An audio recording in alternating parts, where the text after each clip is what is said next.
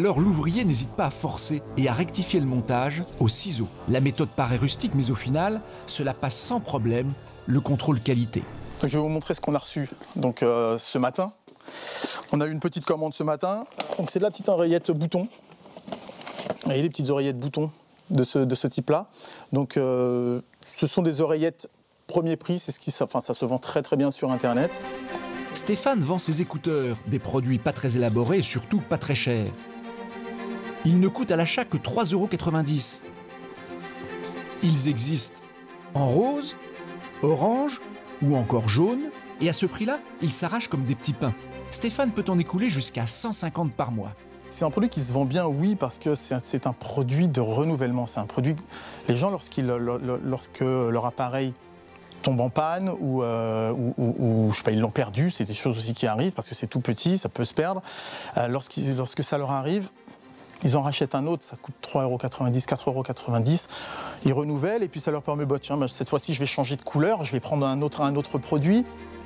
A priori, difficile d'imaginer que Stéphane va réussir à faire fortune en vendant des casques à 3 €. Et pourtant, vous allez voir que c'est tout le contraire. Pour s'en rendre compte, il faut s'envoler à plus de 9000 km d'ici, en Chine.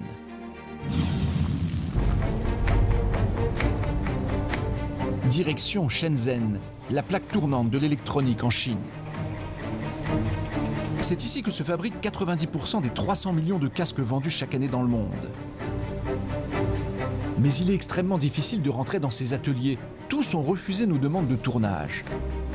Alors, pour parvenir à franchir leurs portes, nous nous y sommes pris autrement. Avec 2 Français qui ont leurs entrées dans ce type d'usine, Stanislas et Kenny.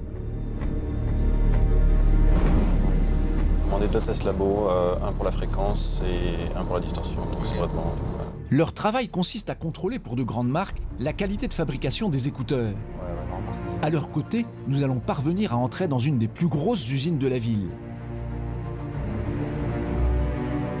D'après nos informations, elle enregistre 1 million € de chiffre d'affaires par an et produit jusqu'à 500 000 casques par jour.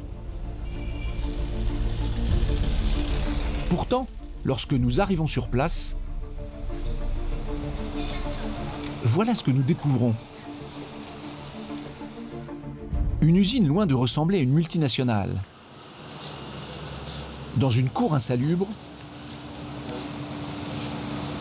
un immeuble décrépit. Et au 2e étage, l'atelier. Dans une ambiance monacale, le seul son que l'on entend provient de ces petites mains qui assemblent des milliers d'écouteurs. Une 50aine d'ouvriers travaillent à la chaîne dans cet espace réduit. La fabrication est artisanale et s'effectue dans des conditions rudimentaires.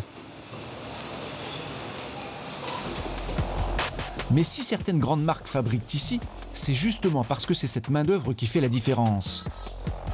Ces ouvriers gagnent au maximum 300 € par mois, soit 5 fois moins que le salaire minimum en France.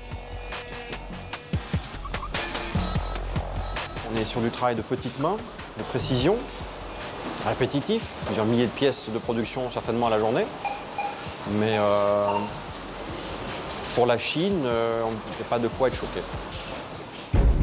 En plus d'une main-d'œuvre très bon marché, on découvre également que la fabrication de ces écouteurs est d'une simplicité biblique. Pour fabriquer un casque, il suffit en réalité de très peu de choses. Un simple fil électrique doté d'une prise pour le relier au téléphone. 2 petits haut-parleurs, une paire d'oreillettes en plastique et c'est tout. D'après nos estimations, l'ensemble de ces composants électroniques coûterait, tenez-vous bien, 50 centimes d'euros seulement. Ensuite, tout cela est assemblé à la main. Ici, pas de machine ultra perfectionnée. Les écouteurs se fabriquent à l'aide de vieux outils et de beaucoup de systèmes D. Ça commence par le câble. Une employée dénude les fils. Une autre les enroule grâce à une pince à linge montée sur un petit moteur. Une troisième les plonge dans ce métal liquide pour solidifier l'embout. Pour protéger les connexions, cet employé chauffe un morceau de plastique avec une simple lampe à pétrole et sous un morceau de carton. Les haut-parleurs sont eux aussi soudés à la main. Parfois, la coque de l'écouteur résiste un peu. Alors l'ouvrier n'hésite pas à forcer et à rectifier le montage au ciseau. La méthode paraît rustique, mais au final, cela passe sans problème le contrôle qualité. Donc le jack a l'air assez bien collé. Pas trop de problème de ce côté-là. Le câble tient bien. Les écouteurs.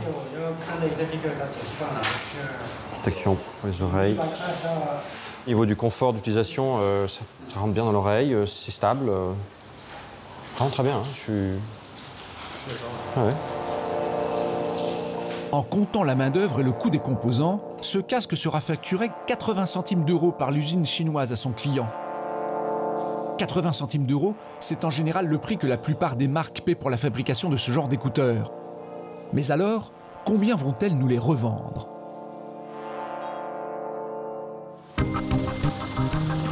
Pour le savoir, nous sommes de retour à Meaux, dans la société de Stéphane. Grâce à la vente de ces écouteurs, vous allez voir qu'il parvient à dégager des marges substantielles. Même sur son premier prix, qu'il propose à 2 €. Pour le casque à 2 € en prix de vente, on va avoir un prix d'achat hors taxe qui va être environ de 1,30 €. 1,30 €, c'est le prix auquel Stéphane achète ce casque à son fournisseur. Mais il doit ensuite rajouter la TVA. Ce qui veut dire qu'en TTC, on va être à 1,56 €, soit 0,44 € de marge. Stéphane empoche donc directement pour lui 44 centimes d'euros, soit 30% de marge. Et ce n'est pourtant pas le casque qui lui rapporte le plus. Ce petit casque rose est encore bien plus rentable. Celui-ci, je vais l'acheter 10 centimes de plus, 10-20 centimes de plus. Vous l'achetez combien? Donc à peu près 1,50 € à peu près, pour le revendre 3,90 €. Là, en revanche, on va être un peu plus à l'aise sur un produit de ce type-là. Là, vous faites une marge qui est comment? Ouais, à peu près 50 de marge. 50-60 de marge. Cela veut dire que sur chaque casque vendu 3,90 €, Stéphane va conserver en bénéfice net 1,56 €, près de la moitié du prix. Et des casques comme celui-ci, il en vend des milliers chaque année. Voilà comment, en à peine 2 ans, il parvient à réaliser 100 000 € de chiffre d'affaires. Et si Stéphane gagne plutôt bien sa vie avec ses écouteurs à petit prix, d'autres ont carrément bâti de véritables fortunes. Vous allez voir comment certains ont fait de ces casques peu chers à fabriquer des produits de luxe ultra tendance vendus au prix fort.